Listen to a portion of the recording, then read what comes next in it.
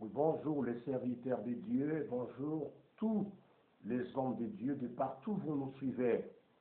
Vous nous avez été toujours chers de tout ce que vous avez toujours fait et nous bénissons le nom de notre Seigneur Jésus-Christ de nous avoir apporté la vie aujourd'hui. Nous sommes vivants, c'est par sa grâce et nous vous atteignons à travers cette chaîne Berger Sebailunga Dadi.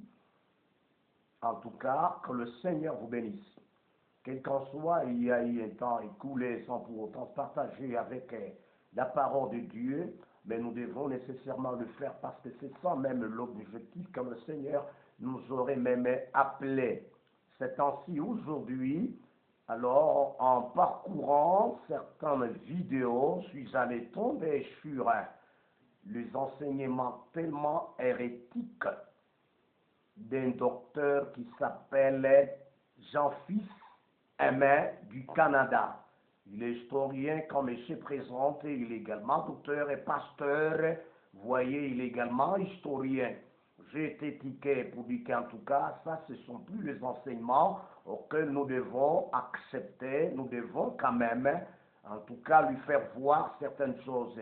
Parce qu'aujourd'hui, je vois la masse, aujourd'hui, quand quelqu'un se présente comme docteur, tout le monde en perd. Tout le monde a peur. Tout le monde cherche toujours parfois à vouloir s'esquiver ou s'écarter de la réalité. Non, non, non, non, non. Il y a des choses parfois que le monde ne connaît pas. C'est quoi est-ce qu'un docteur, c'est quoi est-ce qu'un berger, un pasteur, c'est quoi est-ce qu'un envoyé, un apôtre. Mais le problème, parce que cela coïncide avec la parole de Dieu, là, on ne peut pas se taire.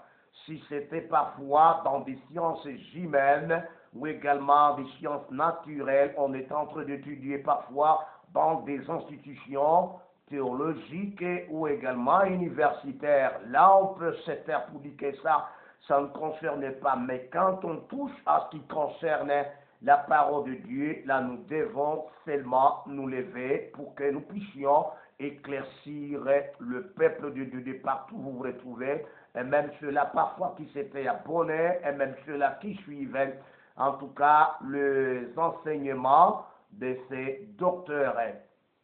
J'aimerais assez que nous analysions de près les choses. Je suis certain que quand j'ai tombé sur différentes vidéos, l'une des vidéos dans laquelle dit que la parole de Dieu, donc la Bible n'est pas la parole de Dieu.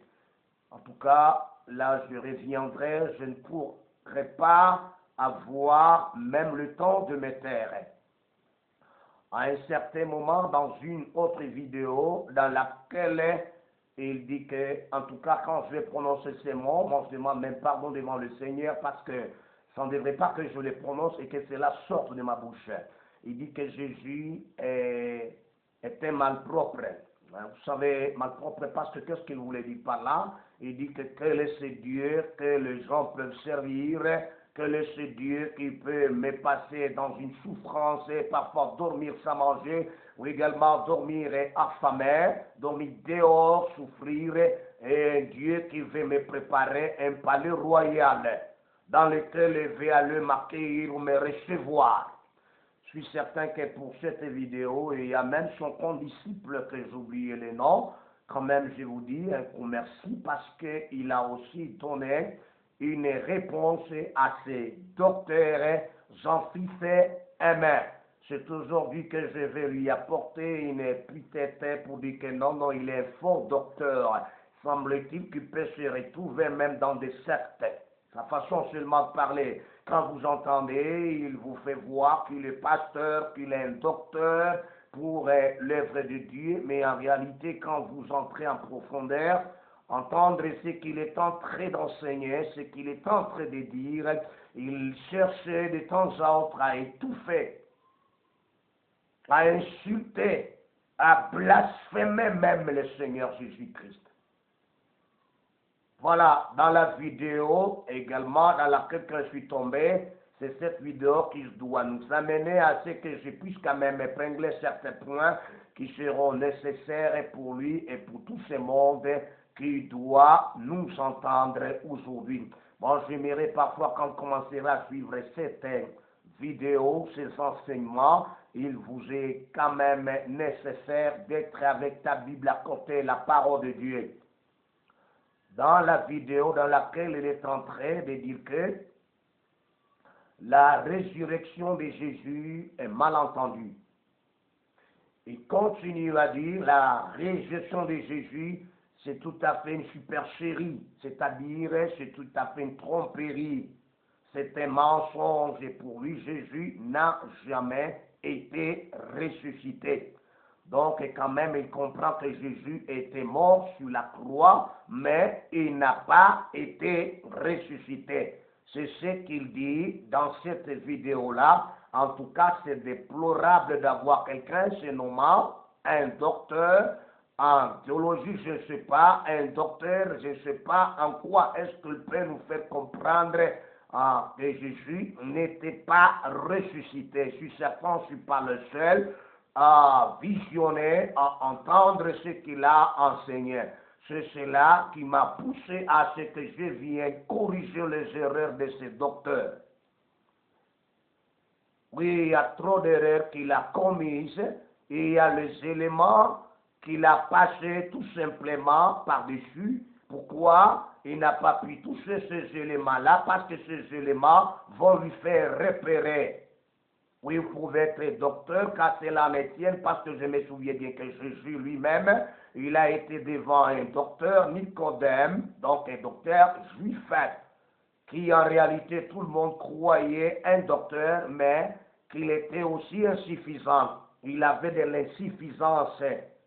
Oui, ça je ne peux pas revenir pour dire qu'en tout cas le dialogue entre Nicodème et Jésus-Christ au sujet de n'être né de nouveau, qui fait également comme un problème à la une sur le net et sur le site internet.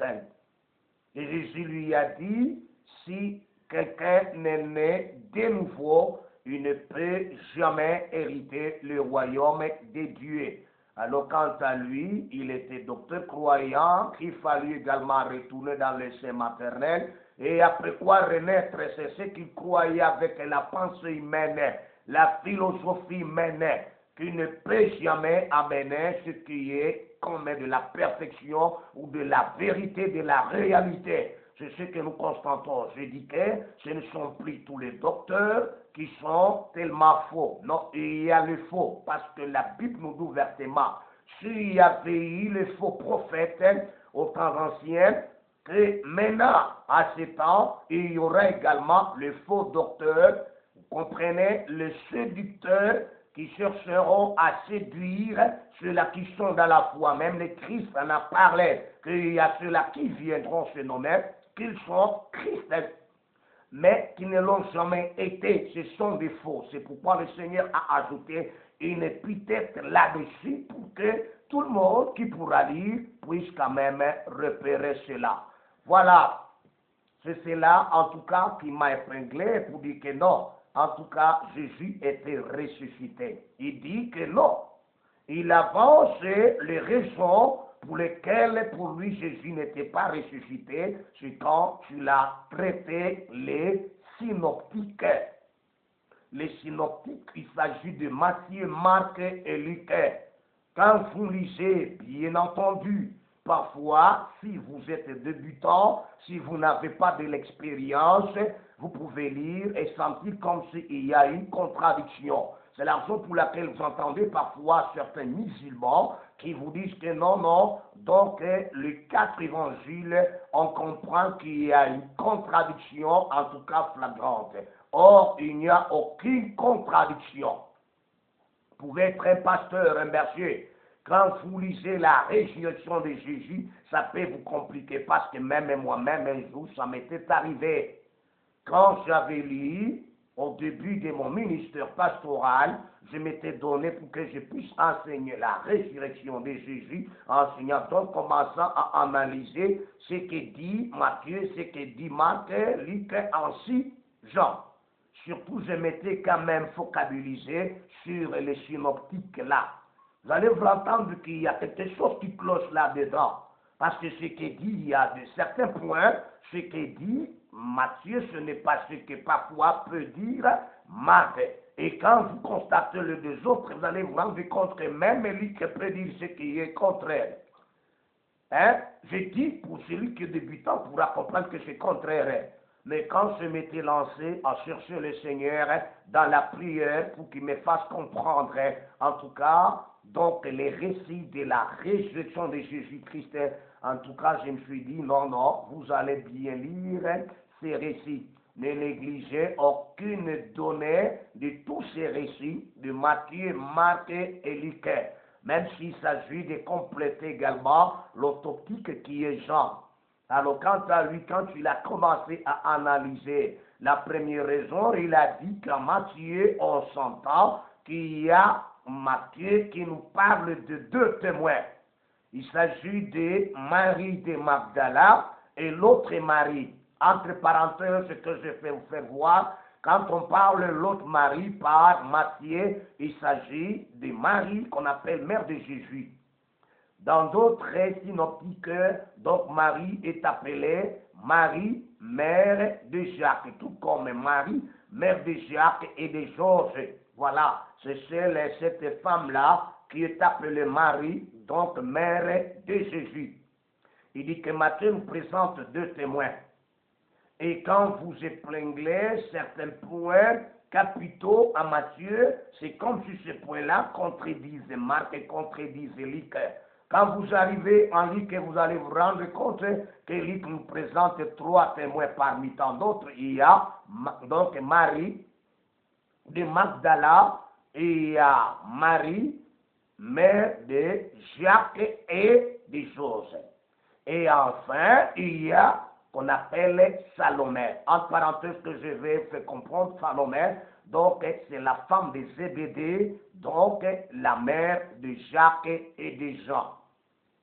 Quand tu vas maintenant lire, quand tu l'as lu, le docteur Jean-Fils Aimé, quand tu l'as conclu avec Luc qui nous présente plusieurs témoins.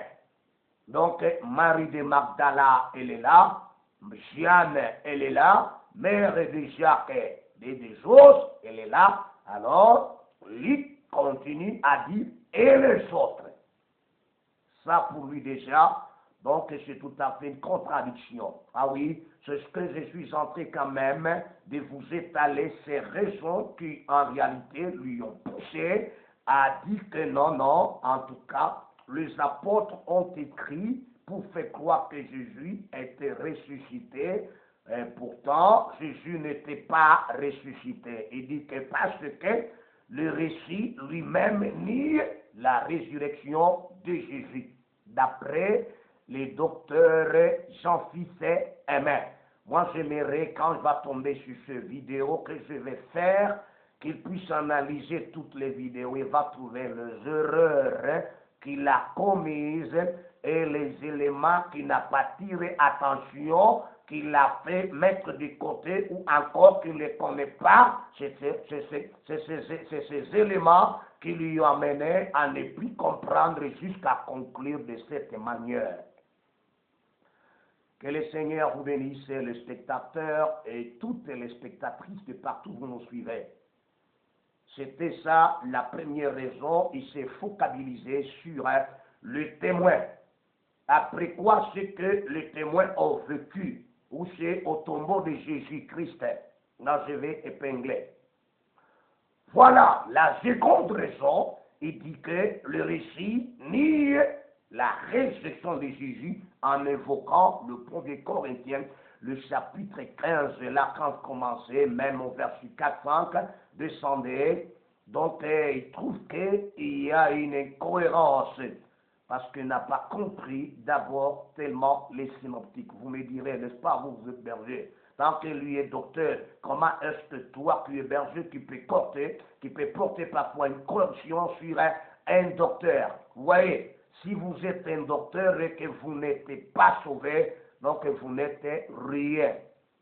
Et en plus, si on est docteur et on n'est pas spirituel, on n'est encore rien. Et la différence entre quelqu'un qui est spirituel et quelqu'un qui est sauvé. Vous voyez, quand on fait une analyse de toutes les études faites sur cette terre ou dans ce monde, vous allez vous rendre compte qu'il y a même des fous qui nous ont écrit. La plupart des écrivains qui nous ont écrit dans ce monde étaient les francs-maçons. J'ai dit bien la plupart, à moins que vous n'avez pas fait de recherches. Et même ceux-là qui se disent docteurs, qui se disent licenciés, qui se disent gradués, ils se réfèrent aux mêmes écrits. Après, vous allez me dire que parce que vous êtes berger, vous n'avez pas le droit à porter une condition sur un docteur. Moi, même si vous êtes un ingénieur, même si vous êtes parfois un génie, je vais toujours te corriger. C'est comme ça. Notre enseignant, c'est le Saint-Esprit. La troisième raison qu'il est entré, en tout cas d'évoquer, c'est docteur Jean-Fils Aimé, ce qui en tout cas me déplore de temps à autre. Il dit que Jésus, comment est-ce que Jésus était-il crucifié tant que la loi, pour celui qui blasphème, il devrait être lapidé. Il dit selon la loi. Il y a quelque chose qu'il oublie. C'est pour cette raison, j'ai dit que je dois, en tout cas, relever ces défis. Moi, je considère comme c'est un défi lancé, comme d'autres défis d'Hervé Marie, ainsi que les mensonges enseignés par le prophète Guillaume Kofi. Ce n'est pas que Guillaume Kofi, je t'ai donné un tout petit peu du temps. Non, c'est parce que je suis en train de faire un travail parfois double volé.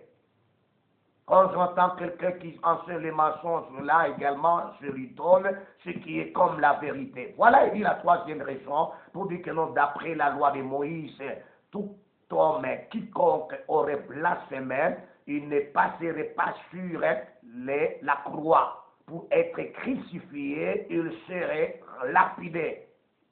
Il a oublié que toutes ces raisons, je vais donner des résultats, des solutions à tout cela.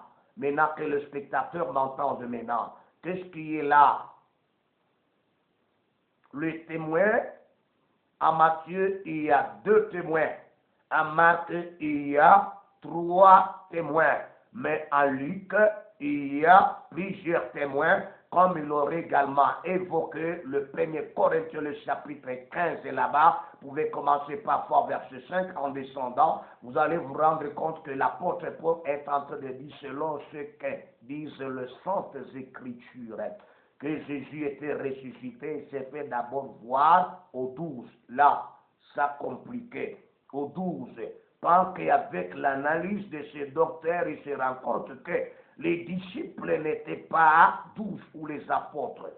Pour votre quand même information, vous savez, quand vous êtes en train de lire la résurrection de Jésus, il est difficile qu'on vous note qu'il était, en tout cas, que ceux-là qui étaient comme les témoins étaient allés dire aux apôtres, non, aux disciples.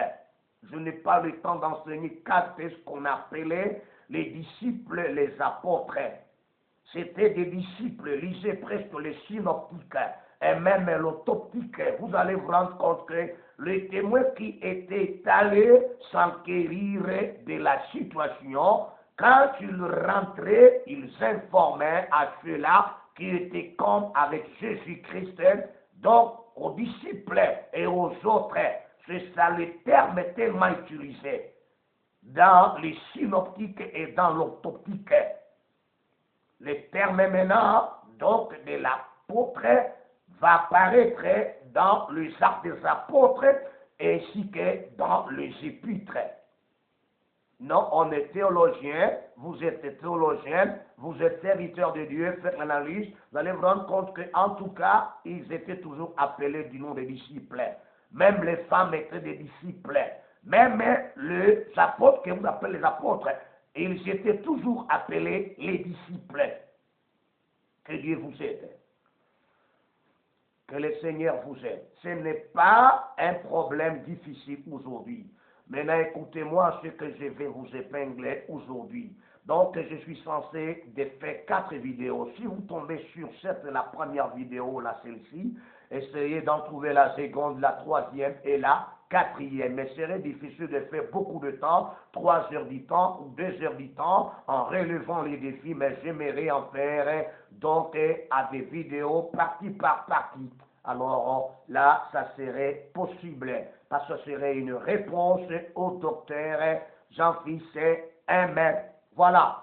Pour quelqu'un qui n'est pas informé, il donnerait raison à ces docteurs, mais il y a le élément qui n'a pas tellement tiré attention. Ce sont ces éléments qui lui ont fait voir, tomber et se repérer rapidement aux mensonges ou à des erreurs.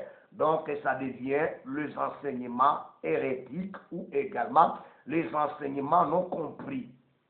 Que le Seigneur vous aide. Je commence maintenant à relever cela, vous montrer d'abord les éléments qui lui a fait, en tout cas, compliquer la situation de ces enseignements qu'il aurait lancés. Matthieu présente Matthieu présente 2 témoins. Si Matthieu présente 2 témoins, Marc présente 3 témoins, après quoi Luc présente plusieurs témoins, donc le récit n'est pas viable ou fiable. Donc le récit est faux, d'après docteur Jean-Fils Amen. Prenons la parole de Dieu. Il y a une chose que vous devez comprendre. À Matthieu, il est dit qu'il y avait des tremblements. D'accord.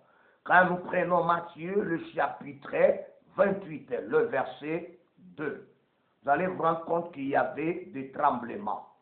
En tout cas, quand les 2 témoins-là sont arrivés au tombeau de Jésus-Christ, voilà, les 2 témoins n'entrèrent pas dans le tombeau. Vous comprenez? Avant d'entrer dans les tombeaux, il vint d'abord qui? C'était l'ange qui, en réalité, était au-dessus de la pierre qui était roulée. Et aperçurent ces 2 femmes-là que la pierre était roulée et au-dessus de la pierre était un ange assis. Un ange. C'est ça, ces analyses. C'est ce que dit la Bible ouvertement. Vous voyez là, c'est déjà un problème. Quand vous arrivez également, on vous dit que ces femmes, elles entrèrent, ces 2 témoins, elles entrèrent dans le sépulcre d'après le dire de l'ange qui les évita d'entrer dans le sépulcre. Après quoi? De leur sortie pour aller donner la nouvelle aux autres. Les 2 témoins vont se rencontrer en cours de route avec Jésus-Christ qui va leur dire, c'est ça d'abord les éléments très importants, qui va leur dire que je précède à le dire à mes frères de se rendre à Galilée, car je précède. Je les précède à Galilée. C'est de là qu'ils vont me voir. Voilà. Là, ce sont le fait que nous voyons. Donc, les récits, comment est-ce que le récit nous fait voir la résurrection au sujet des témoins, de ceux-là qui étaient des témoins au moment de la résurrection de Jésus-Christ. D'accord. Quand vous arrivez à Marc, vous allez vous rendre compte que ce ne sont pas les 2 témoins, ce sont maintenant les 3 témoins. J'en ai parlé, Marie de Magdala, Marie, mère de Jacques et des autres, et Salomé. Ce ne sont plus les 2 témoins, c'est 3 témoins. Déjà, il y a un problème là-bas.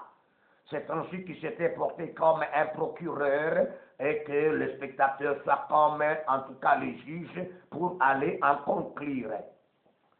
Merci beaucoup. Quand nous arrivons à Marc, il est en train de nous faire voir ouvertement que quand les témoins là sont arrivés au tombeau, la première des choses, avant que arrivent au tombeau ces femmes-là, elles pensaient, elles se disaient entre elles, pour dire que, en tout cas, qui va nous faire rouler la pierre qui était barrée au tombeau de Jésus-Christ. C'est tout à fait très clair. En tout cas, quand vous lisez Marc le chapitre 16, le verset 3, c'est un verset clair. Après quoi, Quand les femmes sont venues, les témoins là sont venus, les témoins sont allés entrer dans les tombeaux. Dans les tombeaux, les témoins vont apercevoir un homme, disons un ange, avec les habits blanchis. La Bible dit ouvertement, le récit de Marc, que cet ange était assis à droite, donc dans les tombeaux. Ce n'est pas maintenant c'est très bien, en tout cas, j'aime ça. C'est dans les tombeaux que les témoins vont se rencontrer avec l'ange. Or, les deux témoins de Matthieu, ils s'étaient rencontrés avec l'ange en dehors. Ils ont trouvé l'ange était au-dessus de la pierre. Là, déjà, ça complique. Ça mène déjà un problème quand vous êtes un juge. Vous commencez mais nécessairement à porter le jugement, à faire, et parfois, si vous n'êtes pas informé, à faire ce qu'on appelle une aberration. Erreur des jugements sans pour autant analyser en profondeur, qu'on appelle au fur et à mesure une absurdité. C'est ce qu'a fait ce docteur Jean-Philippe Aimé. Il a accompli ce que nous appelons une aberration, une erreur de jugement. Il y a les éléments qui l'ont échappé jusqu'à tel point à aller conclure comme ça. Il faut aller petit à petit. Quand le témoin entre dans le tombeau, ils vont se rencontrer avec l'ange assis à droite d'où donc sur le lieu où lequel Jésus était allongé. Parce qu'ils vont trouver que le corps de Jésus n'était pas là. Ils ont trouvé que l'ange à droite. Déjà, le récit semble avoir un problème déjà entre Matthieu et Marc. Ce n'est pas terminé. Nous allons y arriver. Je vous dis bien, ce n'est pas terminé. Après quoi, le même femme achetait des aromates. Ce que n'a pas dit Matthieu. Mais c'est ce que, en tout cas, Marc relate. Ça va poser un problème. Pourquoi? Or, avec l'analyse du docteur Jean-Philippe Aimé, connaissant bien, il a aussi lu quand même l'autoptique Jean. Jean nous fait voir que la première personne, le premier témoin, lors de la résurrection de Jésus-Christ, fut Marie de Magdala. Si Marie de Magdala est la première à aller voir le tombeau ouvert, si Marie de Magdala, la première également, s'est rencontrée avec Jésus, et Jésus lui dit qu'allez dire à mes frères que je m'en vers le Père et le Dieu. Et Marie encore vient parmi les récits de Marc. Et Marc nous dit ouvertement que non, Marie de Magdala, Marie mère de Jacques et Salomé achetèrent des aromates pour enfin d'aller embaumer qui? Jésus. Alors, ça donne un problème. Vous comprenez par là? Ça crée déjà une situation de mal-compréhension. Parce que le terme d'acheter les aromates est utilisé par Marc. Je m'irai dans le chapitre 16, le verset, en tout cas, nous pouvons en tout cas lire d'abord ce verset-là, sur le verset 1, si je me rends compte. Marc chapitre 16, le verset 1, très nécessaire. Lorsque le sabbat fut passé, Marie de Magdala, Marie mère de Jacques et Salomé achetèrent les aromates enfin d'aller abonner Jésus. Ça pose un problème avec l'autoptique. Ça c'est très clair. Ça c'est ça. La théologie, ça pose un problème. D'accord. Vous trouverez des réponses à la seconde vidéo. Ne vous arrêtez pas à la celle-ci. La celle-ci seulement se relève ce qui a été comme une confusion totale qui en réalité ça se retrouve également dans beaucoup de serviteurs de Dieu. Oui, oui, ça pose un problème. Il faut quand même qu'on relève cela. Après quoi, nous nous rendons compte que là, ça pose un problème. Comment est-ce que Marie Marie de Magdala, doit-elle aller également aussi acheter les aromates pour aller à embaumer Jésus-Christ, tant que c'est la première à être comme témoin, à parler également avec Jésus-Christ. Donc le récit, en tout cas, n'est pas clair. N'est-ce pas? Selon les analystes qui, en réalité, peuvent dire cela. Maintenant, j'arrive en Luc pour conclure et que je vais maintenant avec des réponses à ce que nous venons de dire. Quand vous arrivez en Luc, Luc ne présente pas 2 témoins, ni 3 témoins, il présente au-delà même de 3 témoins. Lisons quand même, nous allons voir en Luc ce qu'il est en train de nous faire comprendre. En Luc, le chapitre 24, que le Seigneur vous aide. Luc, chapitre 24, j'aimerais que nous prenions un verset qui est tellement nécessaire, c'est le verset 10. Celles qui dirent ces choses aux apôtres étaient Marie de Magdala, Jeanne, Marie, mère de Jacques, et les autres qui étaient avec elle, toujours des femmes. Donc on comprend que les témoins sont tellement présentés à de différentes manières dans les différents récits. Qu'est-ce qui a compliqué? En tout cas, c'est docteur. Un autre élément en Luc. Luc nous fait voir que ce n'était pas le 3 témoins, c'est au-delà de témoins. En plus, il y a un élément que c'est en Luc que les femmes, quand les témoins sont arrivés au tombeau, ils sont entrés. Quand elles pensaient, ces femmes-là, de la résurrection de Jésus-Christ, que maintenant apparurent maintenant les 2 hommes, donc les 2 anges. Ça pose un problème. Matthieu est un ange. En dehors, il est sur la pierre. Mais en Marc, le témoin retrouve l'ange dans le tombeau, à droite, sur l'endroit sur lequel était le corps de Jésus au moment qu'on le déposait lors de le faire entrer dans le tombeau. Mais on ne trouve pas le corps, mais on trouve un ange à droite de l'endroit où était Jésus. Mais dans le récit de Marc et de Luc, Luc présente que non, le témoin était arrivé. Les témoins sont entrés même couchés dans le tombeau. Après avoir que le témoin constaté que Jésus n'était pas là, était ressuscité, et qui maintenant l'apparition de 2 hommes, autrement dit, les 2 anges. Voilà. Moi, je ne parle pas des questions qui leur étaient posées pour dire pourquoi chercher vous, les vivants parmi les morts. Là, c'était répété presque dans tous les synoptiques. Merci beaucoup. Là, avec Jean, fils et mère, il conclut pour dire, en tout cas, le récit lui-même nie la résurrection de Jésus. C'est ainsi qu'il conclut. Il dit que c'est tout à fait une supercherie.